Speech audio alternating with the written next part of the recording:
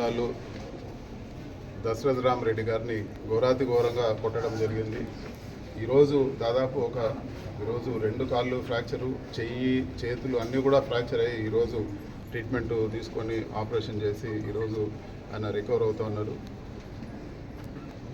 ఇక్కడ విడ్డూరం ఏమంటే దెబ్బలు తిన్న వ్యక్తి పైన మళ్ళీ కూడా ఈరోజు పోలీసులు కౌంటర్ కేసు పెట్టే పరిస్థితిలో ఉన్నారంటే ఈరోజు లా అండ్ ఆర్డర్ ఏ విధంగా ఉందో తెలుస్తూ ఉంది.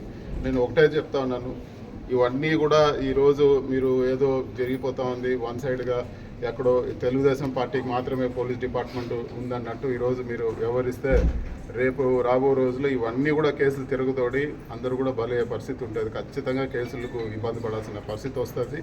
న్యాయపరంగా ఏమేమి ఉన్నాయో అన్నీ కూడా ఇది చేస్తాం, ఏ ఒక్కరిని కూడా వదిలే ప్రసక్తి లేదు. అదేవిధంగా ఈరోజు ఎవరైతే నిర్లక్ష్యం చేశారో, ఈరోజు కావాలని ఎవరైతే నిర్లక్ష్యం చేశారో వాళ్ళందరిపైన కూడా చర్యలు తీసుకునేదానికి గట్టిగా పట్టుబడతామని చెప్పి కూడా మేము తెలియజేస్తున్నాము. ఇది ఒక మంచి పద్ధతి కాదు.